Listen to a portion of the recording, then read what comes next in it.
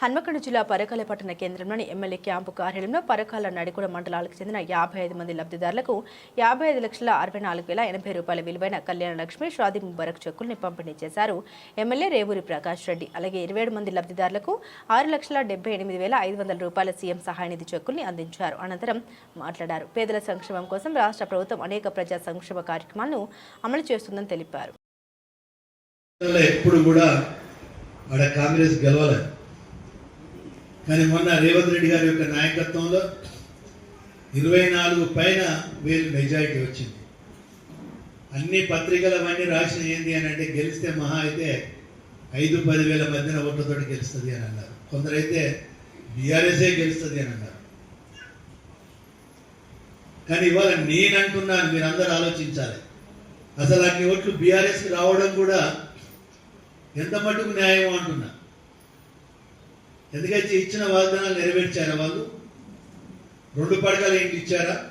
మన దగ్గర ఒక 5 గ్రామాలలో ఇచ్చారు, మిగిలిన గ్రామాలలో ఎక్కడ కూడా ఇల్లు ఇచ్చిన పాపాన పోలే.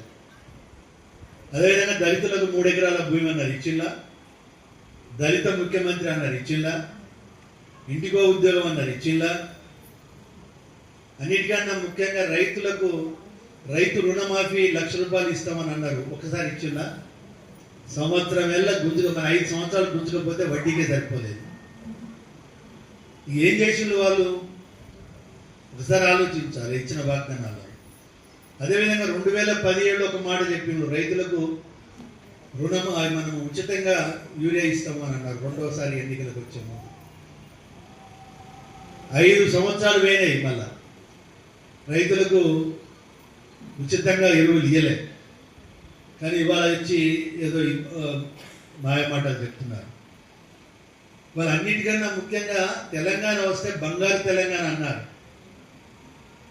16,000 మిగులు కోట్ల బడ్జెట్ తోటి 16,000 కోట్ల మిగులుతోటి మన రాష్ట్రం ఏర్పాటైంది. అన్నదమ్ములు ఏర్పడ్డప్పుడు పంచుకుంటాం కదా, పంచుకుంటే మన ఆదాయము, మన రాష్ట్ర ఆదాయము సంవత్సరానికి ఒకటికి ఆ రాష్ట్రం కన్నా కూడా 16,000 కోట్లు అధికంగా ఆదాయంతో మన రాష్ట్రం ఏర్పాటైంది.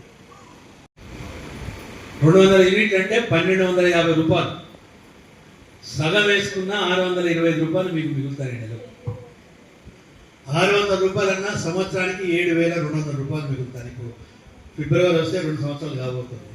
అంటే ఇప్పటికే మీకు 14,400 రూపాయలు మిగిలినాయి. బస్సు పైసలు మిగిలినాయి, ఇటు దాని కరెంటు పైసలు మిగిలినాయి. అవునా కదా? సన్నబియ్యం తింటాలా?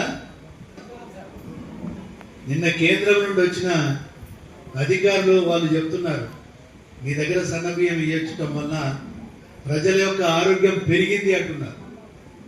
అంటే కేంద్ర ప్రభుత్వం నుండి కూడా ప్రజల యొక్క ఆరోగ్య పరిస్థితులు